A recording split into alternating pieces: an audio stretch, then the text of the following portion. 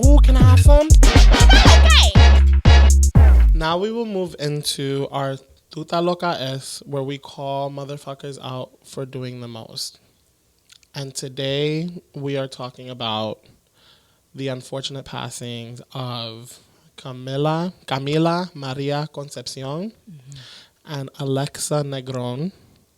Camila was a trans Latina activist and writer who is gaining most popularity most recently for Gentefied, for her work on Gentefied on Netflix.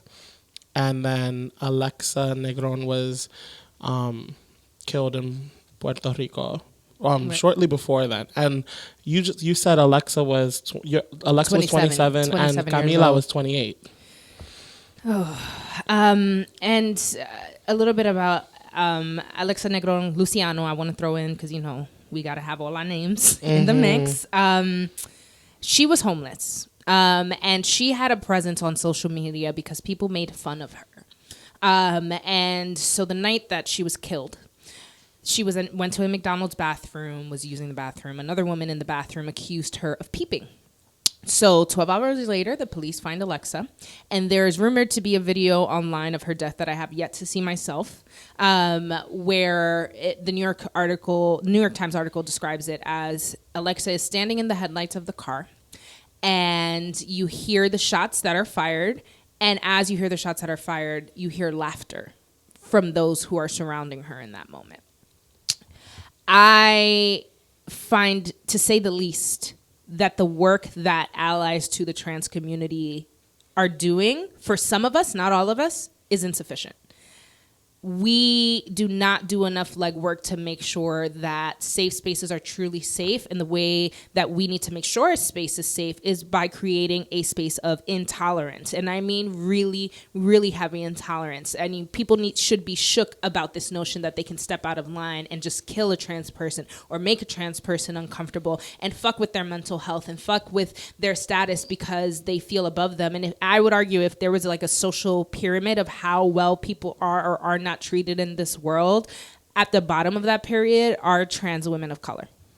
And it boggles my mind how we find it easy to umbrella trans issues under, oh yeah, it's just another issue on the list of issues, blah, blah, blah, blah, blah. And it gives it this nonchalantness, which then ensues us being very nonchalant about the way that we are allies. So for me, I'd say, yeah, I talk about trans issues. I engage the trans community. I share articles, blah, blah, blah. But like, I also share memes, right? So like, is that really labor? Is that really the work that I'm doing? Or are we doing the work to find organizations that are doing the work in the ground and supporting them? Or calling people out, right? Like calling people in and then calling them out. Are we holding institutions accountable? And even if we are not the trans person, I'll use the bathroom thing as an example, who needs a equal gender bathroom, that maybe I ask for it anyway because I want to create space for everyone. And even though I don't have a trans person on my staff that I'm aware of, at least that should be there. For example, like there's just basic things that we can be doing that we don't do, and we only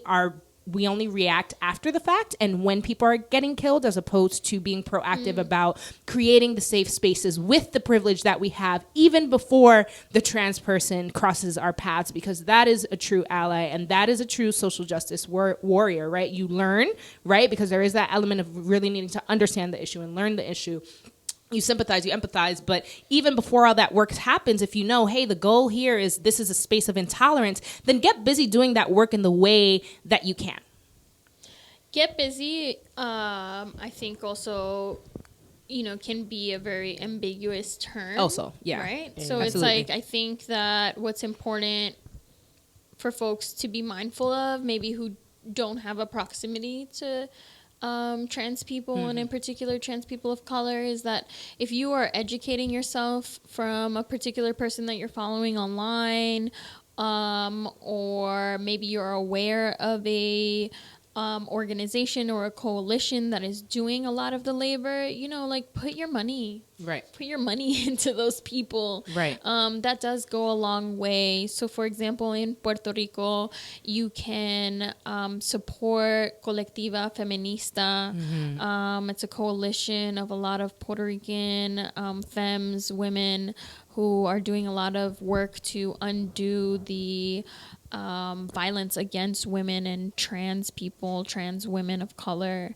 So put your money where it talks. And I'm doing a lot of reflecting myself because I was made aware via social media of the passing of these two women, these two trans women, and reflecting on how I can be more intentional. Because you're right. Like, a lot of it is like, okay, you're aware, let me share this story, but how can I hire trans women of color?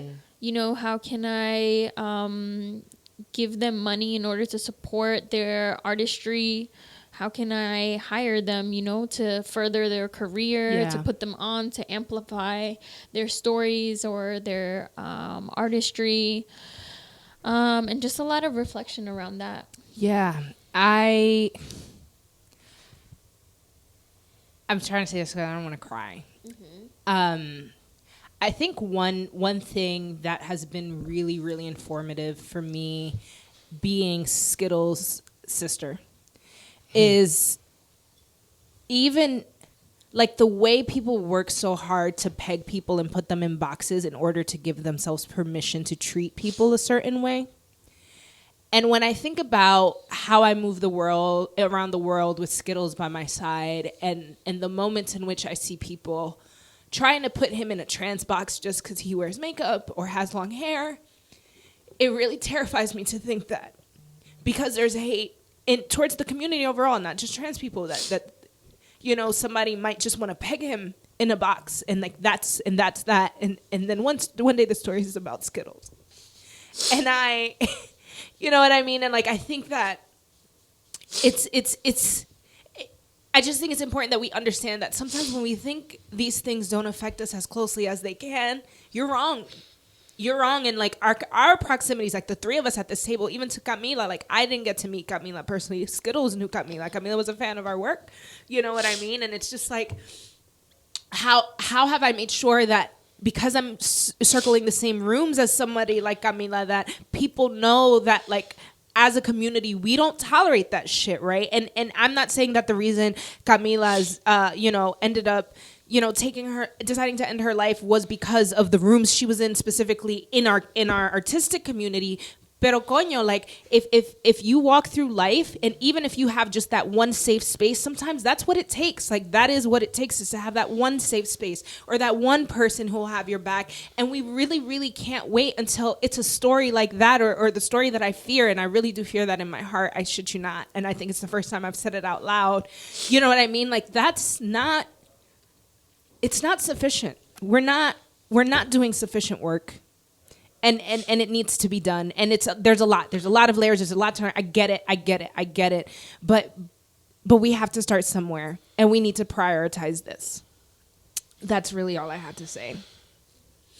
Woo! Ladies who don't check out. Don't drink and feel. Disclaimer, do not drink and feel. Or do. Yeah.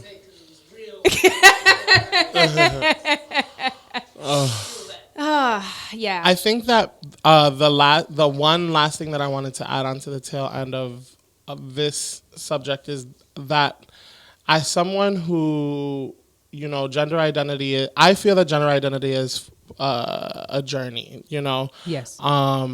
And as someone who was brought up identifying as a gay man and now has like gone into identifying as gender nonconforming and exploring pronouns and wearing makeup and